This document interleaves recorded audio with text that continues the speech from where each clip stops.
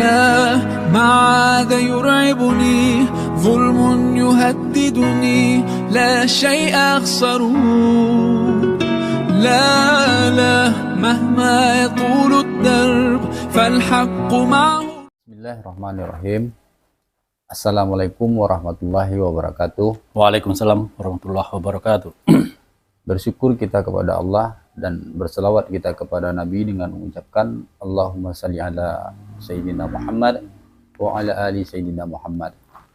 Alhamdulillah, pada pagi menjelang siang ini kita kembali diberi kesempatan melakukan kegiatan talk show yang mana sudah hadir bersama kita sebagai narasumber Ustadz Syarifuddin Caniago, selaku Ketua Kifah Padang Sidimpuan. Assalamualaikum Ustadz. Waalaikumsalam warahmatullahi wabarakatuh. Sehat Ustadz ya? Alhamdulillah. Nah, topik kita kali ini adalah merekatkan kembali ukhuwah Islamiyah. Pemirsa Kifah Channel yang dirahmati Allah, bulan Syawal bagi kaum muslim khususnya di negeri ini sangat identik dengan bulannya silaturahmi. Bulannya saling berbagi, bulannya saling mengunjungi. Bulan yang di dalamnya suasana Hari Raya Idul Fitri dijadikan momentum untuk merekat tali persaudaraan baik keluarga, kerabat maupun tetangga, kaum muslim secara umum. Sayang sekali belakangan ini persaudaraan itu seolah mengalami keretakan. Misalkan dengan adanya julukan kadun dan cebong, padahal mereka yang sama-sama kaum muslim, ditambah lagi dengan adanya perbedaan hari lebaran, sebagian ada yang saling menyalahkan, bahkan ada yang sampai memicu permusuhan hingga berujung ancaman pembunuhan sebagaimana yang dilakukan oleh seorang staf BRIN. Nah, untuk itu saya akan langsung saja kepada narasumber kita, Ustadz Syarif. Jadi, Ustadz, terlebih dahulu saya akan mulai dari tanggapan Ustadz terkait hal ini ya. Ya. Silakan Ustadz. Ya. Bismillahirrahmanirrahim. Itu kondisi yang memang semua kita sudah lihat, dan rasakan semuanya. Kondisi yang tadi disebutkan tentang adanya perpecahan, pertikaian, permusuhan di antara kita sesama kaum muslim di negeri ini. Dan saya rasa itu bukan di negeri ini saja ya, ini terjadi secara global ya saat ini. Kalau kita melihat umpamanya kenapa ini bisa terjadi ya, seharusnya kan ini tidak boleh terjadi ya, tapi faktanya terjadi. Ketika kita ke sana, kita harus melihat dulu permasalahan yang ada di tengah-tengah kaum muslim saat ini.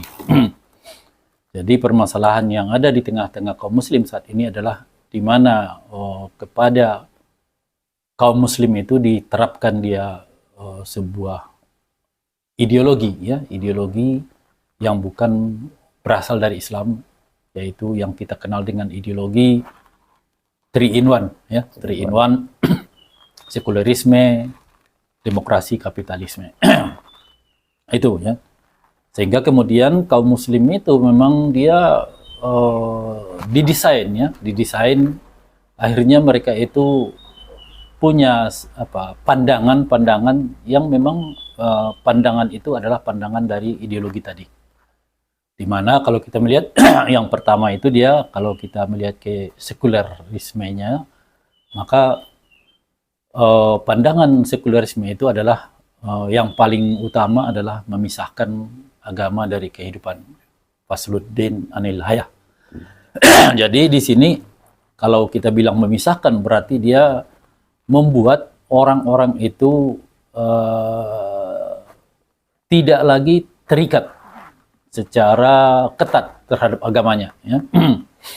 Nah, jadi hanya di dalam masalah ibadah, oke lah mereka itu boleh dia ketat dengan agamanya, tapi di luar itu enggak lagi. Nah, sehingga kemudian dengan adanya sekularisme yang kemudian itu diterapkan dalam sistem pendidikan, membuat kemudian kaum muslim itu menjadi jauh dalam artian tidak lagi memahami agamanya. Ya, tidak lagi memahami agamanya. Nah, Jadi ini yang pertama ya, ini yang paling mendasar itu mereka tidak lagi memahami agamanya. Tidak lagi memahami prinsip-prinsip dalam agama, sehingga mereka tidak tahu menempatkan ketika ada perbedaan-perbedaan di antara kaum muslimin. Akibat ketidaktahuan mereka tadi ya. Sehingga muncullah tadi sikap-sikap yang seharusnya tidak demikian ya, tidak demikian. Kemudian yang keduanya, dia dengan adanya sekulerisme dan kemudian kapitalisme tadi, yang dasar-dasar perbuatan di dalam ideologi ini adalah maslahat semata ya. Nah, sehingga kemudian yang menjadi patokan utama ketika menentukan suatu itu baik atau buruk di tengah-tengah kaum muslim itu berubah menjadi maslahat ya. Makanya ketika dia merasa ada maslahat, maka itu dianggapnya sesuatu yang baik. Dan ketika ada dia rasanya orang yang mengganggu kemaslahatannya, maka dianggapnya itu buruk. Padahal kemaslahatannya itu adalah kemaslahatan yang mungkin saja itu kemaslahatan yang tidak dibenarkan dalam Islam. Nah, tapi karena dia tidak peduli tentang halal haram dan segala macam itu, maka dia kemudian memusuhi orang-orang yang dia rasa akan menghambat, akan menghalangi dia mendapatkan maslahat-maslahat tertentu ya yang ingin dicapainya ya. Nah, makanya seperti di kita lihat itu dia memang dari dulu kita ada ya di tengah-tengah kaum muslim di negeri ini tetap ada perselisihan beda pendapat itu. Tapi yang memuncak itu adalah ketika kemudian mulai dari Pilpres di 2014 ya. Berlanjut ke 2019 dan kemudian ini menjelang 2024 ini ya ini semakin meruncing sehingga sosok seorang calon pemimpin itu pun akhirnya dikait-kaitkan dengan agama ya, bahkan dikait-kaitkan dengan asal usul nasabnya dari mana gitu kan.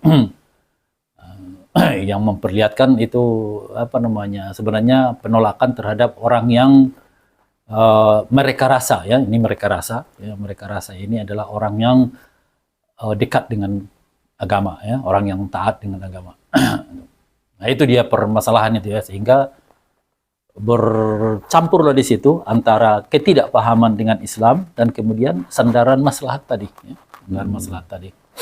Jadi ketika ada orang yang mau mengganggu kemaslahatannya, langsung dimusuhnya, nggak peduli dia bahwa itu dia Muslim, ya nggak peduli lagi. Karena ketidakpahaman terhadap Islam itu. Nah, itu saya kira yang menjadi pokok utama ya, kenapa ini semua terjadi. Ya. Dengan adanya tadi itu ideologi yang diterapkan di tengah kita, dan itu ya mungkin di antara kaum Muslim yang di akar rumput itu mereka tidak paham ini kan, tidak paham tentang ideologi apa itu, nggak paham mereka ya, mereka nggak paham, mereka rasa mereka masih sebagai seorang Muslim yang benar gitu, yang benar. Mereka tidak menyadari bahwa mereka itu sudah didesain melalui pendidikan agar mereka menjadi orang-orang yang Muslim tapi dia berakidah sekuler ya, karena sekulerisme itu merupakan akidah ya.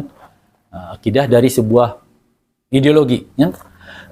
Kalau ideologinya kita kenal dengan sebutan ideologi kapitalis, akidahnya itu sekuler ya.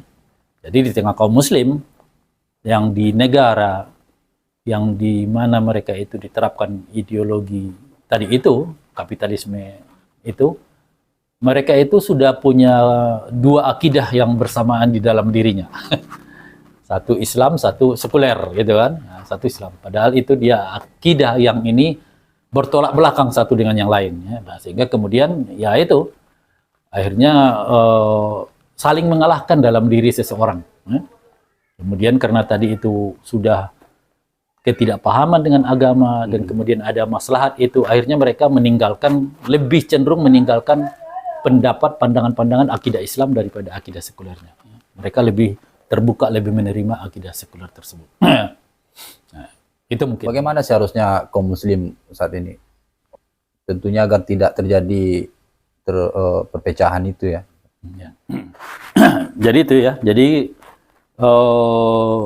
kembali kalau kita melihat tadi itu persoalannya tadi itu adanya akidah yang tercampur di dalam diri kaum muslim, dan kemudian dia maslahat ya, yang menjadi tujuan utama sekarang ini. Maka kaum muslim itu memang bukan begitu, tabiatnya bukan demikian ya. Tabiat kaum muslim itu adalah mereka itu bersaudara ya.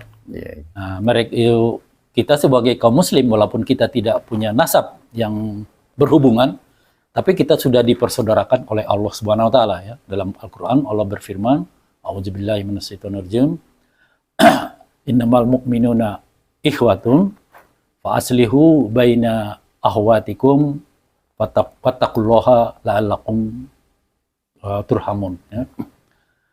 Jadi di situ Allah menyebutkan sesungguhnya ya, kata innama itu dia sesuatu yang khas itu. Khas dia di situ menyebutkan bahwa apa yang mau disampaikan itu nanti sesudah kata innama itu adalah satu-satunya ya, tidak ada pilihan lain ya.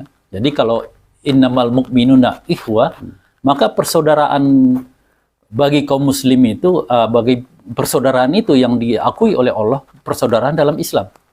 Ya. Jadi ini lebih tinggi dari persaudaraan nasab. Ya. Nasab ya. Kalau nasab masih bisa dibatalkan, tapi dalam pandangan Islam, dalam pandangan di mata Allah lah ya. Seperti umpamanya kita melihat di kisah Nabi Nuh alaihissalam ya, ketika ada terjadi banjir itu. Nabi Nuh udah masuk ke kapal, anaknya itu masih mencoba naik ke gunung gitu kan. Nabi Nuh berdoa kepada Allah untuk agar anaknya itu diselamatkan. Allah mengatakan langsung di situ, itu bukan anakmu lagi di mata kami. Ya. Jadi udah putus ya, hubungan nasab itu putus di situ gara-gara dia tidak beriman ya, gara-gara dia tidak beriman. Tapi kalau kita sebagai kaum muslim itu tidak boleh ada putus hubungan itu selama kita masih sama-sama beriman ya. Jadi itu ya, makanya di sini disebut fa islahu ya, maka damaikan ya, damaikanlah mereka baina akhwatikum ya, damaikan mereka saudara-saudaramu itu. Sehingga kemudian itu dia pertama di situ Allah sudah menetapkan kita itu bersaudara, dan kemudian jika ada yang bertikai atau salah berbeda pendapat ya, maka itu perintahnya itu didamaikan ya. Jadi nggak boleh ya, nggak boleh itu pertikaian itu dibiarkan berpanjang-panjang. Begitu ada langsung harus didamaikan itu. Itu dia. Jadi kalau kita kembali, jadi di sini saya melihat itu dia solusi utama bagi masalah ini adalah kembali kepada Islam tadi ya. Tapi kemudian karena tadi itu masyarakat sudah jauh dari memahami Islam, bagaimana mereka akan kembali ke Islam gitu kan. Nah, itu dia pandangannya. Jadi kalau kita melihat dari satu ayat ini aja, kalau kita seluruh kaum muslim berpegang pada ini, nggak mungkin terjadi. Tidak mungkin ada terjadi seberat apapun permasalahan itu, tidak mungkin terjadi sampai seperti yang dari anggota BRIN itu ya, dia mau membunuh katanya gitu kan. Nah, itu tidak mungkin terjadi. Nah, belum lagi di dalam ayat lain Allah menyebutkan waqtasimu bihablillahi jami'an wala tafarraqu ya. Berpeganglah kepada tali Allah ya, semuanya kalian ya, jangan bercerai-berai ya. Jadi di sini para ulama mengatakan berpegang kepada Allah tadi itu adalah berpegang kepada Al-Qur'an ya, Al-Qur'an. Jadi kalau kita seluruh kaum muslim itu semuanya berpegang pada Al-Qur'an, ini tidak akan terjadi. Nah, karena dalam Al-Qur'an itu tidak ada itu pembiaran kalau ada perpecahan ya, nah, tidak akan dibiarkan ya. Itu harus diselesaikan langsung, kemudian dicarikan solusi agar itu tidak terjadi lagi ya, tidak terjadi lagi. Nah, itu dia. Jadi dia di sini solusi agar ini tidak terjadi lagi. Memang dia secara teori ya, secara teori dia kita harus kembali kepada Al-Quran ya, kepada Al-Quran sehingga kemudian kita itu punya sandaran yang sama ya, dari harokah manapun, dari kelompok manapun, semuanya punya pandangan yang sama. Ketika ada permasalahan mereka kembali ke Al-Quran ya. Tidak seperti tadi itu ya, ketika ada perbedaan mereka kembali kepada tadi kadang-kadang dia maslahat, kadang-kadang dia asobiah ya. Ada asobiah dia, mereka itu membanggakan kelompoknya gitu kan, membanggakan. Bolehkah kita bangga dengan kelompok? Boleh, tapi bukan untuk memusuhi ya. Bukan untuk memusuhi yang lain ya. Kalau bangga dengan kelompok ya nggak ada masalah, tapi kalau bangga itu sampai memusuhi kepada yang lain itu yang tercela ya. Rasulullah ada bersabda itu ya, laisa minna wa man da'a ila asabiyah ya. Nah, tidak masuk dalam golongan kami siapa-siapa saja yang menyerukan asabiyah, kebanggaan kelompok yang berlebihan. Kalau asabiyah itu bukan kebanggaan kelompok saja, tapi kebanggaan kelompok yang sudah berlebihan. Nah itu asabiyah sebenarnya. Kalau bangga dengan kelompok ya nggak masalah itu kan, asal jangan muncul yang berlebihan sampai mengungsi. Itu lagi dilanjutkan itu, walaisa minna man qatala ala asabiyah. Tidak menjadi bagian kami orang-orang yang mau membunuh, mau berperang atas nama asabiyah. Yeah. Nah, dan ketiganya lagi, walaisa minna man mata ya, man mata ila asabiyah. Tidak menjadi bagian kami orang-orang yang mati gara-gara asabiyah. Jadi itu sesuatu yang buruk ya. Jadi asabiyah itu muncul menjadi permusuhan itu gara-gara ketidakpahaman kepada Al-Quran pertama, kemudian gara-gara tidak bersandar kepada Al-Quran ya. Bersandar kepada apa yang kita kenal dengan dalam Islam ada istilah qiyadah fikriyah. Jadi seharusnya begitu, kita sebagai kaum muslim kita harus kepemimpinan berpikir kita adalah Islam. Yang dimaksud dengan kepemimpinan berpikir itu segala apapun yang terjadi itu kita lihat dari kacamata Islam, kemudian kita ambil kesimpulan dari kacamata Islam, kemudian kita ambil sikap sesuai dengan Islam. Nah, itu kan. Nah, pertama dilihat dulu dari pandangan Islam, kemudian kita memahami ya, permasalahan itu dari Islam, baru kemudian menyikapinya sesuai dengan Islam. Ya. Itulah yang disebut qiyadah fikriyah. Sekarang itu kan tidak ya qiyadah fikriyah. Kaum muslim udah kacau balau ya. Kadang-kadang ada yang di masalah ini dia pakai qiyadah fikriyah Islam, pas di masalah yang lain nggak mau dia pakai qiyadah Islam, qiyadah fikriyah Islam dia pakai qiyadah fikriyah kapitalis, sekuleris. Ya. Itu yang Jadi harus kembali kepada qiyadah fikriyah Islam, yaitu kembali kepada Al-Quran. Ya, karena itulah sumber utama dari segala pemikiran dalam Islam. Itu mungkin. Nah, kemudian yang terakhir ini Ustaz. Ya. Perwujudannya ini seperti apa? Bagaimana kaum muslim mewujudkan ukhuwah Islamiyah ini? Ya, ya itu tadi ya. Jadi dia tadi itu agar kaum muslim kembali punya pemikiran yang sama, punya sandaran pemikiran yang sama, menjadikan Islam itu sebagai qiyadah fikriyah, ya. Yaitu kembali kepada Al-Quran. Ya. Nah, tapi itu kan teori. Teorinya begitu. Ya. Kemudian bagaimana agar itu bisa terjadi? Ya, bagaimana agar itu bisa wujud? Ya, itu yang ditanyakan tadi. Ya. Jadi apa yang tadi saya sampaikan tadi itu kalau kita lihat itu dia hanya sebatas pemikiran, ya, pemikiran beginilah seharusnya, itu kan, ya secara teori gitu maksudnya. Itulah seharusnya yang terjadi di tengah kaum muslim, yaitu kembali kepada Al-Quran, menjadikan kemudian Islam sebagai qiyadah fikriyah mereka, sehingga kaum muslim punya pemikiran yang sama dan paham tentang Islam. Kalau dia masalah perbedaan itu sesuatu yang tidak bisa dielakkan dalam Islam, ya. Dalam Islam tidak bisa dielakkan adanya perbedaan-perbedaan. Hanya saja kita harus melihat dia memahami pandangan Islam terhadap perbedaan. Ya. Kalau dia perbedaan itu di masalah cabang, ya, masalah furu, ya itu masih dibolehkan selama pendapat-pendapat yang berbeda itu semuanya itu bersumber dari Islam. Ya. Bukan bersumber dari akal, bersumber dari imajinasi segala macamnya. Dia harus bersumber dari Islam. Artinya dia punya dalil-dalil yang kuat, yang digali dari sumber Islam. Dan orang yang berpendapat itu, yang mengeluarkan pendapat yang berbeda itu, harus mereka itu memenuhi syarat untuk menggali, ya, untuk membuat pendapat. Dalam Islam itu syaratnya itu adalah syarat mereka itu harus seorang mujtahid, ya. Jadi nggak bisa sembarangan kita ada seorang kiai umpamanya saya berpendapat begini, nggak bisa, ya.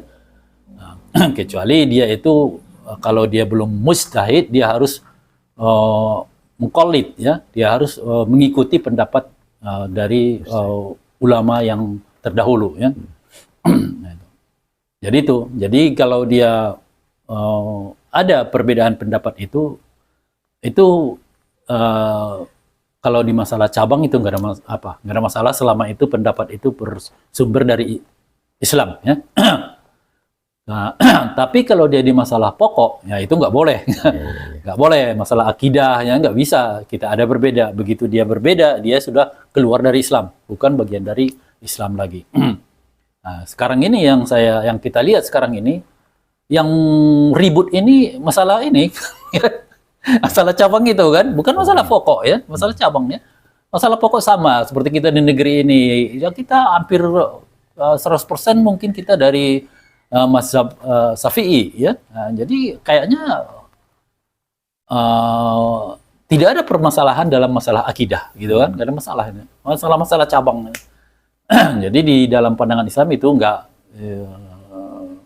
sesuatu yang tidak bisa dielakkan, ya. Karena bermulanya adanya perbedaan itu adalah ketika tidak ada lagi tempat umat Islam untuk bertanya mana yang benar dari pendapat mereka.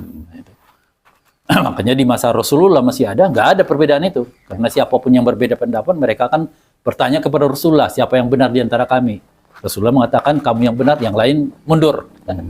Tapi sekarang, ya mungkin ada satu pendapat, ada satu masalah, kemudian ada para mujtahid, ya, ulama yang mujtahid, dia berpendapat dia begini, yang lain begini, dan kemudian mereka adu dalil, mereka juga ada gitu kan, sehingga mereka kemudian mau menanya ke siapa tentang siapa yang benar di antara mereka, ya. Itulah akhirnya kemudian muncul dia ada perbedaan-perbedaan. Makanya dalam pandangan kita itu selama pendapat itu pendapat yang digali dari Islam, kita tetap mengatakan itu pendapat kaum muslim, ya, pendapat dari kaum muslim. Itu jadi itu, ya. Tapi kemudian permasalahannya itu kan secara teori bisa kita sampaikan begitu. Permasalahan secara praktis bagaimana untuk kembali ke sana itu memang sesuatu yang lain, ya, yang lainnya tidak semudah bicara teori, bicara teorinya itu. Karena kita sekarang ini di tengah kita sudah diterapkan tadi ideologi tadi itu yang membuat kaum muslim itu akhirnya dia asas perbuatannya menjadi maslahat, bukan lagi halal haram, dia tidak mengenali agamanya lagi, dan ini yang menerapkan ini adalah negara, ya, negara yang menerapkan ini. Jadi selama negara menerapkan ini di tengah-tengah kaum muslim, maka kondisi kaum muslim akan tetap begini. Mereka tetap akan tidak memahami agamanya karena prinsip sekuler itu memang dia menjauhkan orang dari agama. Ya, kemudian yang keduanya itu ya sandaran asas perbuatan itu dia maslahat tetapnya, hanya maslahat menurut akalnya, ya. Sehingga terjadilah segala hal yang buruk tadi, ya. Nah, jadi ketika akidah tadi ini, akidah dan ideologi ini masih ada di tengah-tengah kaum muslim, mustahil, ya. Kalau saya bilang mustahil ini permusuhan di tengah kaum muslim ini bisa selesai, ya. Mustahil, ya. Mungkin di sebagian orang ada yang kemudian mereka semakin dewasa, ya, memahami Islam, tapi dia secara umum kaum muslim itu dididik dengan pendidikan sekuler ya. Jadi umpamanya kita ada 100 orang yang sudah memahami tentang Islam sehingga tidak masalah dengan perbedaan, tapi kemudian dari sana, dari sekolah itu deras itu keluar itu orang-orang sekuler yang dihasilkan dari sekolah itu kan, dari sekolah-sekolah itu ya. Sehingga tetap di tengah-tengah kaum muslim tetap begini ya. Apalagi di tengah ini, di tengah himpitan ekonomi ya, yang makin sulit, sehingga membuat orang akhirnya mudah untuk mengambil jalan-jalan pintas untuk mendapatkan harta gitu kan. Mendapatkan harta. Jadi kalau dia sudah jauh dari agama dan kemudian kesulitan ekonomi ada dan pikirannya adalah cuma maslahat, ya udah apapun akan dikerjakan. Nah, sehingga kemudian itu ya. Jadi dari sini kita melihat syarat pertama agar tadi itu bisa terjadi adalah hilangkan dulu penyebabnya ini. Penyebab awalnya tadi kenapa ini bisa terjadi, yaitu adanya akidah atau ideologi dan akidah yang diterapkan di tengah kita ya, sekulerisme, demokrasi, kapitalisme itu.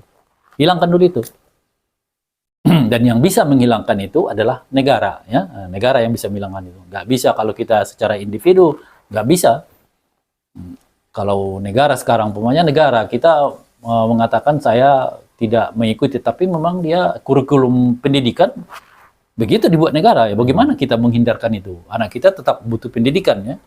Nah, kalaupun mereka masuk di pesantren itu pun tetap ada itu panduannya dari Kemenak ya. Kemenak berarti dari pemerintah kembali ya. Nah, tentang bagaimana sistem pendidikan di pesantren itu. Dan itu pasti tidak lepas dari adanya prinsip-prinsip sekulerisme itu juga di sana pasti muncul. Nah, makanya kita lihat dia di tengah-tengah pesantren itu banyak juga santri, alumni pesantren itu yang ketika mereka sudah keluar dari sana, di luar itu malah menentang Islam dan segala macam ya. Nah, itu menunjukkan bahwa di dunia pendidikan di sana pun itu tidak terbebas ya dari prinsip-prinsip sekulerisme tadi itu. Ya. Jadi harus negara. Jadi untuk itu agar memang ini bisa wujud, ya mau tidak mau kaum muslim harus berada di dalam negara yang tidak lagi menerapkan ideologi tadi ya, ideologi sekuler demokrasi kapitalis itu ya. Artinya ya kalau kaum muslim seperti kita di negara kita ini ya begini, kita harus berusaha, kaum muslim harus berusaha merubah agar negara ini kita tidak merubah negara gitu kan, merubah agar aturan yang diterapkan di dalam negara ini bukan lagi aturan sekuler demokrasi kapitalis tapi kembali kepada Islam. Nah itu kan. Nah itu apanya?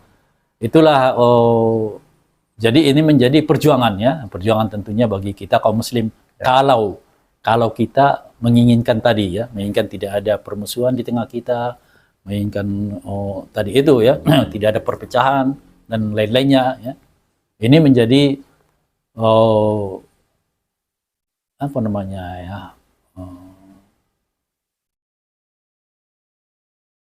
Jalan ya, jalan yang harus kita lalui yaitu berusaha agar di negeri ini yang diterapkan adalah syariat Islam ya, sehingga kembali seluruh umat Islam di dalam negeri ini sandaran berpikir mereka itu sama ya. Kiadah fikriah mereka itu sama, yaitu Islam ya. Dan kemudian pemahaman mereka tentang Islam itu sama ya. Gimana tadi? Cukup. Ya, mungkin itu apanya ya dari saya